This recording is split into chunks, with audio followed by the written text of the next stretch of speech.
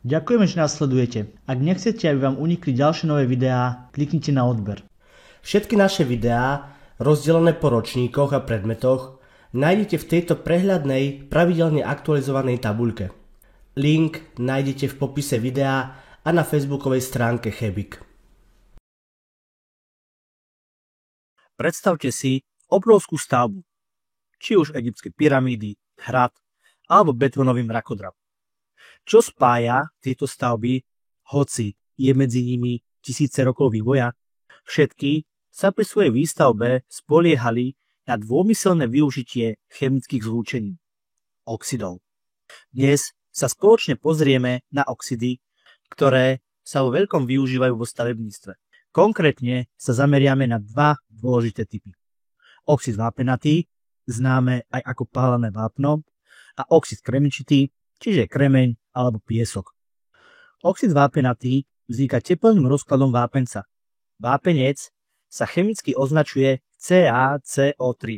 Keď ho pri vysokej teplote zahrievame, uvoľní sa oxid uhličitý CO2 a zostane nám pálené vápno, ktoré má chemické označenie CaO. Oxid vápenatý sa s vodou mení na hydroxid vápenatý. Táto reakcia je exotermická A uvoľňuje sa teplo. Hovorí sa jej aj hasenie vápna. a práve tento hydroxid vápenatý je základom malty.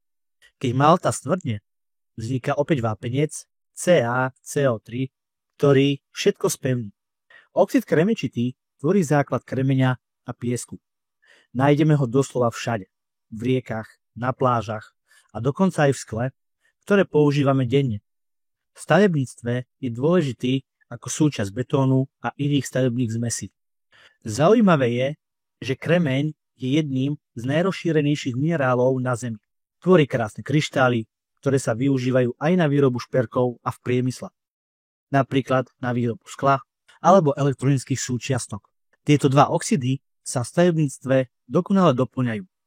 Pálené vápno zabezpečuje spevňovanie cez hasenie vápna a následné stuhnutie, zatiaľ čo kremeň zlepšuje pevnosť a štruktúru betónu. Spoločne tvoria základ mnohých stavieb, od starých hradieb až po moderné diaľničné mosty. A ak vás chémia baví, tak si môžete vyskúšať doma alebo v škole pripraviť malý pokus a vyrobiť vápennú maltu bezpečne, ale odporúčame za pomoci dospelých. Poďme sa pozrieť, ako jednoducho si vieme vyrobiť vápennú maltu. Najprv si pripravíme menšie množstvo páleného vápna alebo stavebného vápna, teda hydroxidu vápenatého. Trošku vody a trochu piesku, ktorý nám dodá správnu konzistenciu. Ak máme pálené vápno, opatrne ho uhasíme pridaním malého množstva vody. Počas tejto reakcie uvidíte uvoľňovanie tepla a paru, no a to je dôkaz, že prebieha chemická reakcia a vzniká hydroxid vápenatý. Potom do vzniknutého hydroxidu vápenatého pridáme piesok a dôkladne vymiešame hmotu, kým nedosiahli konzistenciu hustej kaše, ktorá sa už podobá vápennej malte. Nakoniec necháme túto hmotu stuhnúť na vzduchu.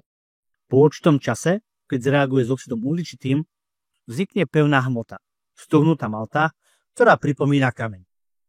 Práve takto sa spevňujú stavebné materiály, ktoré tvoria základy našich domov a pamiatok. Tak si to zhrňme. Dva základné oxidy, ktoré tvoria základ stavebných materiálov, sú oxid vápenatý, chemicky CaO, a oxid kremičitý SiO2.